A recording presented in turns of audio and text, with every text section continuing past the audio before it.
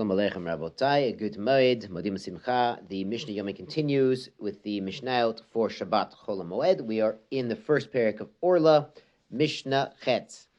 An koklot. Now, what is an koklot? I thought you'd never ask. The Bartner tells us it's a notarikon. It's actually an abbreviation because it contains the letters of Anavim Deloku Tlot. Of grapes that were loku, that were smitten, damaged, squished before they were tlot, before they were 1/3 grown. So on koklot has these letters. Maybe it's related to lashon mekulkol. But the point is, if they haven't grown a third yet, we know they haven't reached onat ha'maasro, the time when they're subject to tithing, when they're really, they really start to be a fruit when they're 1/3 grown.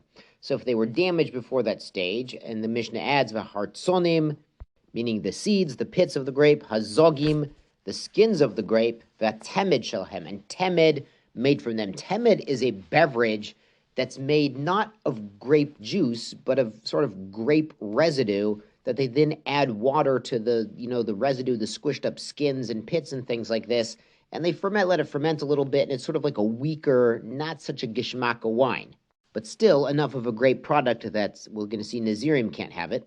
And the Mishnah adds, klipe rimon, the klipa, the shell of a pomegranate, hanetz shalo, the blossom of a pomegranate, klipe egozim, the shell of nuts, garinim, the seeds. These are asurim be'orla. They are asur for orla, the first 3 years. These are fruit, or they're enough of a fruit, even though temed is sort of, not gishmak, but still made from the fruit. So they are asur the first 3 years as orla, uve ashera. And certainly if they are in a shera, where it's an isur hana, as we spoke out yesterday, lo tidbak me'uma biyadachem in acherem, there's an isur hana for things that are avodah zarah. A shera is an avodah zarah tree. Uva nazir, and so too they're asur to a nazir, including, of course, the famous temed. It's based on grapes. It's a grape beverage, so it's also forbidden to a nazir who has a vow against grape products. Mutarin brevi, but they are mutter if they're revi or kerem revai, as we've called it in revai.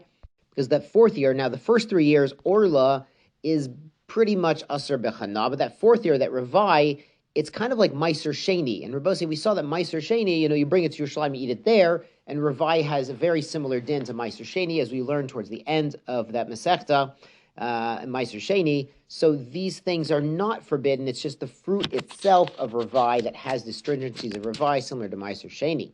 A novlot, the Mishnah concludes, novlot is things that fall off the tree, kulam asurat. So you might have thought, if the apple is falling off early and it's not quite ripe, or it's falling off early because it's overripe and it's just falling off the tree, you might have thought that's not the normal fruit. So Kamash Malan, that is the normal fruit, and they still have these isurim.